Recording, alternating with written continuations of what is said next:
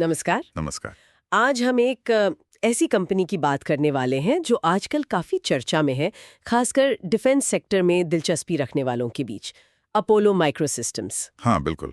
इनके जो हालिया रिजल्ट्स आए हैं और खासकर डीआरडीओ से जुड़ी जो खबरें आई हैं, उससे ये स्टॉक एकदम सुर्खियों में आ गया है। सही। तो आज हम इसी पर थोड़ी गहराई से चर्चा करेंगे, समझने की कोशिश करेंगे कि ये जो तेजी है, ये क्या कंपनी के फंडामेंटल्स में वाकई कोई बदलाव दिखाती है या सिर्फ एक तरह का मार्केट सेंटिमेंट है। एग्जैक्टली। मतलब हम देखेंगे कि कंपनी करती क्या है, उसके नंबर्स क्या कहते हैं, ऑर्डर बुक कैसी है, रिस्क क्या है और आगे क्या हो सकता है। पूरा विश्लेषण करेंगे, जो भी जानकारी उपलब्ध है उसके आधार पर। और एक नंबर जो बार बार सामने आ रहा है वो है फिस्कल ईयर 2025 का लगभग 562 करोड़ का रेवेन्यू और करीब 56 करोड़ का प्रॉफिट आफ्टर टैक्स। शायद यहीं से सारा इंटरेस्ट जागा होगा। हाँ, ये नंबर्स काफ़ी इम्पॉर्टेंट हैं। तो चलिए एकदम बेसिक से शुरू करते हैं। ये कंपनी अपोलो माइक्रोसिस्टम्स आखिर करती क्या है? हाँ, बताइए। देखिए, इनका मेन काम है रग्ड इलेक्ट्रॉनिक्स बनाना, डिज़ाइन, डेवलपमेंट, मैन्युफैक्चरिंग सब। रग्ड इलेक्ट्रॉनिक्स, ये क्या होता है? रग्ड मतलब बहुत मजबूत। ऐसे इलेक्ट्रॉनिक सिस्टम्स या सब सिस्टम्स जो बहुत ही हार्श कंडीशंस में, मतलब मुश्किल माहौल में भी भरोसे के साथ काम कर सकें। मुश्किल माहौल मतलब जैसे कहाँ इस्तेमाल होते हैं ये? सोचिए, मिसाइल सिस्टम्स, उनको कितना टेम्परेचर, कितना वाइब्रेशन झेलना पड़ता है ना? या फाइटर प्लेन के अंदर जो सिस्टम्स होते हैं, एवियोनिक्स, या फिर सबमरीन पनडुब्बी के अंदर के वेपन सिस्टम्स, सोनार वगैरह। अच्छा, जहाँ नॉर्मल इलेक्ट्रॉनिक शायद फेल हो जाएं। बिल्कुल। इन सब जगहों पर बहुत हाई रिलायबिलिटी वाले सिस्टम्स चाहिए होते हैं। तो अपोलो इसी तरह के mission critical electronics, simulator, communication module वगैरह बनाती है। ये तो काफी स्पेशलाइज्ड काम लगता है। इनके ग्राहक कौन है फिर? आम लोग तो नहीं खरीदते होंगे ये सब? नहीं, इनके मेन कस्टमर्स हैं इंडियन डिफेंस सेक्टर वाले। सबसे बड़े तो डीआरडीओ और उसकी लैब्स हैं। फिर जो डिफेंस पीएसयूज हैं जैसे बीईएल, एचएएल, बीडीएल, वो सब। ओके। और कुछ प्राइवेट कंपनियां भी हैं जो डिफेंस में बड़े कॉन्ट्रैक्टर का काम करती हैं, वो भी इनके क्लाइंट्स हैं। तो काफी फोकस्ड कस्टमर बेस है इनका। सरकार की डिफेंस पॉलिसीज और स्पेंडिंग पर काफी कुछ निर्भर करता है। समझ गई। तो एक खास तरह की कंपनी, खास ग्राहक, डिफेंस पर फोकस। अब आते हैं उस बात पर कि अचानक से मार्केट का मूड क्यों बदला, इसको लेकर इतना पॉजिटिव क्यों हो गया सब? हाँ, इसके पीछे कुछ खास वजह दिख रही हैं। सबसे पहली और शायद सबसे बड़ी वजह है कंपनी की ऑर्डर बुक। अच्छा। कितनी बड़ी ऑर्डर बुक? जो लेटेस्ट डेटा है जून 2025 तक का, उसके हिसाब से करीब 735 करोड़ के पेंडिंग ऑर्डर्स थे इनके पास। 735 करोड़। ये तो कंपनी के पिछले रेवेन्यू के हिसाब से काफी बड़ा अमाउंट है। हाँ, बहुत बड़ा। ये दिखाता है कि आने वाले टाइम में रेवेन्यू आ सकता है। एक स्ट्रॉन्ग विजिबिलिटी मिलती है इससे। लेकिन सिर्फ ऑर्डर बुक होना ही काफी है क्या? क्योंकि डिफेंस डील्स में तो कभी-कभी बहुत टाइम लग जाता है। बिल्कुल सही सवाल है। सिर्फ ऑर्डर होना काफी नहीं। ये भी देखना होता है कि क्या कंपनी उन ऑर्डर्स को पूरा कर भी सकती है, क्या उनके पास वो कैपेबिलिटी है। हाँ। और यहीं पर दूसरा फैक्टर आता है डीआरडीओ की मंजूरियां। हाल फिलहाल में अपोलो को डीआरडीओ से कुछ जरूरी प्रोडक्शन एजेंसी अप्रूवल्स मिले हैं और कुछ टेक्नोलॉजी ट्रांसफर एग्रीमेंट्स भी हुए हैं। अच्छा, ये प्रोडक्शन एजेंसी अप्रूवल्स और टेक ट्रांसफर, ये क्यों इतने जरूरी हैं? मतलब क्या है इनका? देखिए, डीआरडीओ हमारे देश में डिफेंस टेक्नोलॉजी का मेन सोर्स है ना? जब वो किसी कंपनी को प्रोडक्शन एजेंसी बनाते हैं या अपनी टेक्नोलॉजी देते हैं, तो ये एक तरह से उस कंपनी की काबिलियत पर ठप्पा लगाने जैसा है। मतलब डीआरडीओ का भरोसा। हाँ, कि ये कंपनी हमारे स्टैंडर्ड के हिसाब से कॉम्प्लेक्स डिफेंस सिस्टम बना सकती है। तो इन अप्रूवल से मार्केट को ये कॉन्फिडेंस मिला कि अपोलो के पास सिर्फ ऑर्डर नहीं है, बल्कि उन्हें पूरा करने की टेक्निकल काबिलियत और ऑफिशियल हरी झंडी भी है। इससे उम्मीद बढ़ी कि वो 735 करोड़ की ऑर्डर बुक सिर्फ कागज पे नहीं रहेगी, असल में रेवेन्यू बनेगी। तो ये एक तरह से क्षमता का सबूत है। और क्या हाल के जो फाइनेंशियल रिजल्ट्स आए हैं वो इस बात को सपोर्ट करते हैं? Q1 FY26 के नतीजे आ गए हैं ना? हाँ, आ गए हैं। और वो इस कहानी को मतलब थोड़ा बल देते नजर आ रहे हैं। पहली तिमाही Q1 FY26 में कंपनी की टोटल इनकम रही करीब 133.6 करोड़। 133.6 करोड़। पिछले साल के मुकाबले ये कितना है? पिछले साल इसी तिमाही से तुलना करें तो ये करीब 46% ज्यादा है। Year on year growth 46%। ये तो काफी सॉलिड ग्रोथ है। तो लगता है ऑर्डर बुक धीरे धीरे रेवेन्यू में बदल रही है। प्रॉफिट कैसा रहा? प्रॉफिट आफ्टर टैक्स यानी पीएटी वो रहा करीब 17.6 करोड़ इस तिमाही में। तो ये नंबर्स इसलिए अहम हैं क्योंकि ये दिखा रहे हैं कि कंपनी सिर्फ टॉप लाइन ही नहीं बढ़ा रही, बॉटम लाइन भी बढ़ रही है मुनाफे के साथ। ये एक शुरुआती संकेत है कि कंपनी शायद अपनी बढ़ी हुई ऑर्डर बुक को ठीक से एग्जीक्यूट कर पा रही है। मतलब उम्मीदें अब थोड़े थोड़े नतीजों में बदलती दिख रही हैं। ठीक है, परफॉर्मेंस में सुधार दिख रहा है, ये तो साफ है।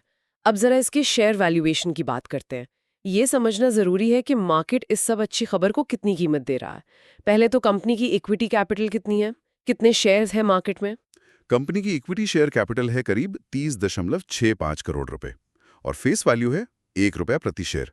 तो इसका मतलब हुआ कि मार्केट में टोटल करीब 30.65 करोड़ शेयर्स हैं। Okay, 30.65 crore shares. तो अगर हम पिछले पूरे साल FY25 के प्रॉफिट को देखें जो करीब 56.3 करोड़ था, तो पर शेयर कमाई मतलब EPS कितना हुआ? हाँ, अगर आप 56.3 करोड़ के PAT को 30.65 करोड़ शेयर से डिवाइड करें तो EPS आता है लगभग 1.84 रुपए। ये FY25 का एनुअल EPS हुआ। ₹1.84। ठीक है। अब सबसे मजेदार बात, मार्केट इस 1.84 रुपए कमाने वाले शेयर को भाव क्या दे रहा है? आपने कहा सितंबर 2025 शुरू में शेयर 300 रुपए के आसपास था। हाँ, बिल्कुल। उस टाइम शेयर का भाव लगभग 300 रुपए चल रहा था और इस भाव पर कंपनी की मार्केट कैप यानी कुल कीमत करीब 9,000 से 10,000 करोड़ रुपए पहुंच गई थी। 1.84 रुपए के EPS पर 300 रुपए का भाव, ये तो मतलब PE रेशियो आसमान पे पहुंच गया है। एग्जैक्टली अगर हम ट्रेलिंग PE निकालें मतलब पिछले 12 महीने की कमाई पर तो ये लगभग 140 से 150 के बीच आ रहा था। 140-150 का PE? हाँ, मतलब Q1 FY26 के नंबर्स को एडजस्ट करने के बाद भी ये रेंज बनती है। किसी भी लिहाज से ये बहुत बहुत ज्यादा PE है। ये तो नॉर्मली बहुत हाई ग्रोथ टेक कंपनीज या एकदम नई इंडस्ट्रीज में देखने को मिलता है। इसका क्या मतलब निकालें? इसका सीधा मतलब ये है कि मार्केट इस कंपनी से भविष्य में बहुत ही जबरदस्त ग्रोथ की उम्मीद कर रहा है। Explosive growth. अच्छा। मार्केट ये मान के चल रहा है कि कंपनी का प्रॉफिट अगले कुछ सालों के कई गुना बढ़ जाएगा। तो ये जो 300 रुपए का भाव है ये सिर्फ पिछली परफॉर्मेंस का नहीं है, इसमें भविष्य की सारी उम्मीदें, वो भी बहुत बड़ी उम्मीदें ऑलरेडी शामिल हैं, प्राइस्ड इन है। ये पॉइंट बहुत जरूरी है। मतलब कीमत में भविष्य की सारी अच्छी खबरें पहले से ही शामिल हैं। हाँ, और यहीं पर निवेशकों को सोचना चाहिए कि क्या ये उम्मीदें रियलिस्टिक हैं। बिल्कुल। जब उम्मीदें इतनी ज्यादा होती हैं तो उन्हें पूरा करने का प्रेशर भी उतना ही होता है। चलिए, इन उम्मीदों को थोड़ा नंबर्स में देखते हैं। अगले 3 साल में क्या हो सकता है? कुछ अलग अलग सिनेरियो बना सकते हैं। हाँ, एक कोशिश करते हैं। मान लीजिए हम FY25 के PAT जो 56.3 करोड़ था उसको बेस लेते हैं और फिर देखते हैं कि अगर कंपनी अलग अलग सालाना ग्रोथ रेट CAGR से अगले 3 साल बढ़ती है तो कहाँ पहुंच सकती है। ठीक है, तो पहला सिनेरियो, मान लीजिए थोड़ी धीमी ग्रोथ होती है जिसे बेयर केस कहते हैं। हाँ, बेयर केस। मान लेते हैं कंपनी का प्रॉफिट अगले 3 साल 20% CAGR से बढ़ता है। ये भी वैसे अच्छी ग्रोथ है, पर शायद मार्केट की उम्मीद से कम। ओके, 20% सालाना, तो 3 साल बाद प्रॉफिट कितना होगा?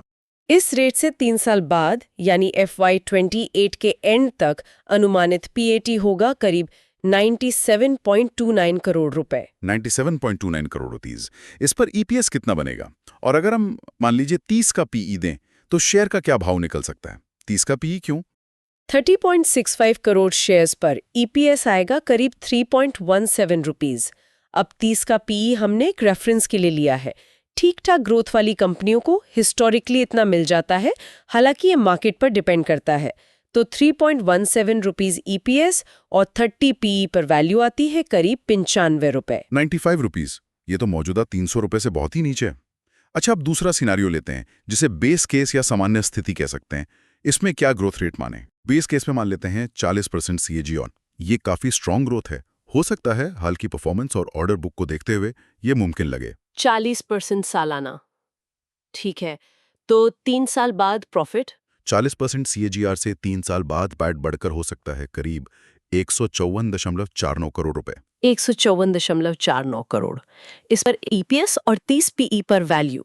इस केस में EPS आएगा लगभग 5.04 रुपए और 30 के PE पे शेयर की वैल्यू निकलती है करीब 151 रुपए। 151 रुपए। ये भी 300 से तो काफी कम है। इसका मतलब मार्केट ना 20% ग्रोथ मान रहा है ना 40%। तो अब आता है तीसरा, सबसे आशावादी, बुल केस। इसमें तो बहुत ही जबरदस्त ग्रोथ मानी होगी। हाँ, बुल केस में हमने माना है 80% CAGR। 80%? हाँ, ये एक्स्ट्रॉर्डनरी ग्रोथ रेट है। किसी भी कंपनी के लिए इसे लगातार 3 साल तक हासिल करना मतलब बहुत बहुत बड़ी बात है। अगर मान लीजिए कंपनी ये कर दिखाती है 80% सालाना ग्रोथ, तो 3 साल बाद प्रॉफिट कहाँ होगा? अगर वाकई ऐसा होता है तो 3 साल बाद पैट पहुंच सकता है लगभग 328.34 करोड़ रुपए पर। 328 करोड़, और इस पर ईपीएस और 30 पीई पर वैल्यू। इस 328.34 करोड़ के पीएटी पर ईपीएस बनता है करीब 10.71 रुपए, और अगर इस पर 30 का पीई लगाएं तो शेयर की वैल्यू आती है लगभग 321 रुपए। 321 रुपए, अच्छा अब समझ आया। मौजूदा भाव जो 300 के आसपास है, वो असल में इसी बुल केस, मतलब 80% सालाना ग्रोथ वाले सिनारियो को लगभग पूरी तरह से डिस्काउंट कर रहा है। बिल्कुल, मार्केट मानकर चल रहा है कि कंपनी अगले 3 साल तक हर साल अपनी कमाई लगभग डबल करती रहेगी। बाप रे, ये तो बहुत बड़ी एक्सपेक्टेशन है। हाँ, और यही सबसे बड़ा रिस्क है। मार्केट ने सिर्फ बेस्ट केस सिनेरियो ही नहीं माना, उसे आज की कीमत में पूरा फैक्टर इन भी कर लिया है। इसमें गलती की गुंजाइश या उम्मीद से थोड़ा भी कम करने की गुंजाइश लगभग नहीं छोड़ी है। सही बात है। अगर कंपनी 80% नहीं, मान लो 60% या 50% से भी बढ़ती है, जो अपने आप में शानदार ग्रोथ होगी, तो भी शायद ये 300 का भाव जस्टिफाई ना हो पाए। एग्जैक्टली। तो अगर ये 80% वाला बुल केस सच होना है, तो कंपनी को क्या-क्या करना पड़ेगा? वो कौन सी चीजें हैं जो एकदम सही जानी चाहिए? हाँ, इसके लिए कई चीजें एक साथ ठीक होनी जरूरी हैं। पहली और सबसे जरूरी, जो ऑर्डर बुक है 735 करोड़ की, उसका टाइम पर और एफिशिएंटली रेवेन्यू में बदलना, बिना किसी बड़ी देरी या कॉस्ट बढ़ने के। और क्या इसके लिए प्रोडक्शन कैपेसिटी काफी है या बढ़ानी पड़ेगी?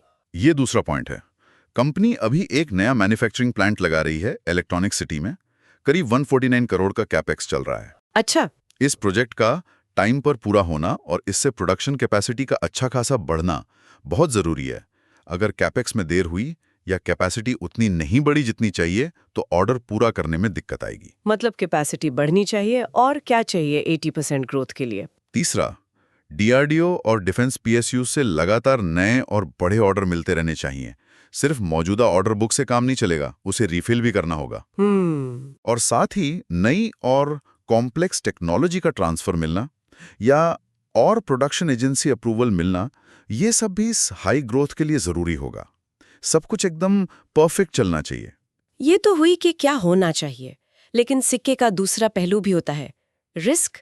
क्या बड़े जोखिम है अपोलो माइक्रोसिस्टम्स में निवेश करने में, खासकर इतने ऊंचे वैल्यूएशन पर? रिस्क कई हैं। पहला तो वही ऑर्डर कन्वर्जन का रिस्क। अगर कंपनी ऑर्डर को टाइम पर या सही प्रॉफिट के साथ रेवेन्यू में नहीं बदल पाई, तो मार्केट की उम्मीदें टूटेंगी और शेयर पर बहुत प्रेशर आ सकता है। डिफेंस प्रोजेक्ट्स में देरी तो आम बात है। हाँ, ये तो होता है। और कंपनी के बिजनेस के तरीके में कोई रिस्क है? हाँ, कुछ स्ट्रक्चरल रिस्क भी हैं। एक तो ये बिजनेस काफी वर्किंग कैपिटल इंटेंसिव है। मतलब माल बनाने बेचने के बाद पैसा वापस आने में टाइम लगता है। रिसीवेबल्स ज्यादा हो सकते हैं। अच्छा, उधारी? हाँ, पैसा फंसा रह सकता है। रेटिंग एजेंसीज ने भी इस पर पॉइंट आउट किया है। अगर वर्किंग कैपिटल मैनेजमेंट ठीक नहीं रहा तो कैश फ्लो की दिक्कत हो सकती है, भले ही ऑर्डर बुक अच्छी हो। और क्लाइंट्स? जैसा हमने कहा, कुछ ही बड़े सरकारी क्लाइंट्स पर बहुत ज्यादा निर्भरता है। डीआरडीओ, पीएसयूज, इसे क्लाइंट कॉन्सेंट्रेशन रिस्क कहते हैं। अगर इन मेन क्लाइंट से रिश्ते बिगड़े या सरकार की प्रायोरिटी बदली या पेमेंट में देरी हुई, तो सीधा असर पड़ेगा कंपनी पर। और टेंडर वाला बिजनेस है ना? हाँ, ज्यादातर काम टेंडर से मिलता है। मतलब हर बार कंपटीशन है, कोई गारंटी नहीं है कि ऑर्डर मिलेगा ही। और सबसे बड़ा रिस्क तो शायद वैल्यूएशन खुद ही है। बिल्कुल, जब पीई 140-150 हो तो वैल्यूएशन अपने आप में एक बहुत बड़ा रिस्क है। इसका मतलब है कि थोड़ी सी भी बुरी खबर, चाहे रिजल्ट्स में हल्की सी मिस हो, किसी ऑर्डर में देरी हो, कुछ भी शेयर प्राइस में शार्प गिरावट ला सकती है। मार्जिन ऑफ सेफ्टी लगभग है ही नहीं। मार्केट परफेक्शन एक्सपेक्ट कर रहा है और परफेक्शन मिलना हमेशा मुश्किल होता है। सही कहा। ये सारे रिस्क्स तो हैं, तो जो लोग इस कंपनी को ट्रैक कर रहे हैं या इन्वेस्टेड हैं, उन्हें किन चीजों पर लगातार नजर रखनी चाहिए? हर क्वार्टर में क्या देखना जरूरी है? कई चीजें हैं। सबसे पहले तो रेवेन्यू और पीएटी का ट्रेंड। क्या कंपनी क्वार्टर ऑन क्वार्टर अच्छी ग्रोथ दिखा रही है? मार्जिन्स कैसे हैं? क्या ऑर्डर बुक सच में सेल्स और प्रॉफिट में बदल रही है? और वो वर्किंग कैपिटल वाली बात? हाँ, बिल्कुल। रिसीवेबल डीज, मतलब पैसा कितनी देर में आ रहा है, इन्वेंट्री लेवल, इन पर कड़ी नजर रखनी होगी। अगर ये बढ़ रहे हैं तो चिंता की बात है। और वो जो 149 करोड़ का कैपेक्स है, उसका क्या स्टेटस है? टाइम पर चल रहा है? बजट में है? कंपनी के अंदर से या बाहर से कोई और संकेत? जरूर। इंस्टीट्यूशनल इन्वेस्टर्स या प्रमोटर्स की होल्डिंग में कोई बड़े बदलाव तो नहीं हो रहे? अगर प्रमोटर बेच रहे हैं या बड़े फंड्स निकल रहे हैं तो क्यों? और डीआरडीओ, पीएसयू से कोई नई बड़ी अनाउंसमेंट, कोई बड़ा अप्रूवल या कोई बड़ा ऑर्डर कैंसिल होना, ये सब सीधे असर डाल सकते हैं। ठीक है, तो इन सब बातों को मिलाकर देखें तो फाइनल टेक अवे क्या है? निवेशकों के लिए क्या निष्कर्ष निकलता है? देखिए, ये साफ तौर पर एक high risk high potential reward वाला केस है। एक तरफ कहानी बहुत अच्छी है, डिफेंस इलेक्ट्रॉनिक्स जैसा आकर्षक सेक्टर, सरकार का मेक इन इंडिया पर फोकस, मजबूत ऑर्डर बुक, हाल की अच्छी परफॉर्मेंस, ये सब बहुत लुभावना लगता है। लेकिन दूसरी तरफ वैल्यूएशन बहुत ही ज्यादा है, जो फ्यूचर में एक्स्ट्रॉर्डिनरी ग्रोथ की उम्मीद पर टिका है। बिजनेस में अपने रिस्क हैं, working capital, client dependence, execution risk, जरा सी चूक महंगी पड़ सकती है। तो ये दो धारी तलवार है। तो अलग-अलग तरह के निवेशकों को क्या सोचना चाहिए, जो कम रिस्क लेना चाहते हैं? जो ज्यादा कंजर्वेटिव इन्वेस्टर हैं वो शायद अभी रुकना चाहेंगे, देखना चाहेंगे कि क्या कंपनी वाकई लगातार कई क्वार्टर्स तक ये हाई ग्रोथ दिखा पाती है, क्या वर्किंग कैपिटल सुधरता है, क्या वैल्यूएशंस थोड़ा रीजनेबल होता है। वो शायद और सबूत देखना चाहेंगे। और जो थोड़ा एग्रेसिव है, रिस्क ले सकते हैं, उनके लिए भी जरूरी है कि आंख बंद करके न कूदें। पोजीशनिंग बहुत जरूरी है। मतलब उतना ही पैसा लगाएं जितना खोने का दम रखते हो। ये शायद सब कुछ लगा दो वाला स्टॉक नहीं है, कम से कम इस लेवल पर तो नहीं। लगातार मॉनिटरिंग और रिस्क मैनेजमेंट बहुत जरूरी है। ठीक है। और आखिर में एक सवाल छोड़ जाते हैं सोचने के लिए। अपोलो की कहानी डीआरडीओ एसओपीयूस ऑर्डर्स पर बहुत टिकी है और वैल्यूएशन भी उसी पर आधारित है। तो ये सोचना जरूरी है कि अगर कल को डिफरेंस प्रायोरिटीज बदलती हैं या बजट कम होता है या कोई बड़ा कॉम्पिटिटर आ जाता है नई टेक्नोलॉजी के साथ, तो कंपनी की ग्रोथ और इस ऊंचे वैल्यूएशन का क्या होगा? क्या कंपनी इस डिपेंडेंस से आगे जाकर डाइवर्सिफाई करने का सोच रही है? ये कुछ लॉन्ग टर्म सवाल है जिन पर जरूर गौर करना चाहिए।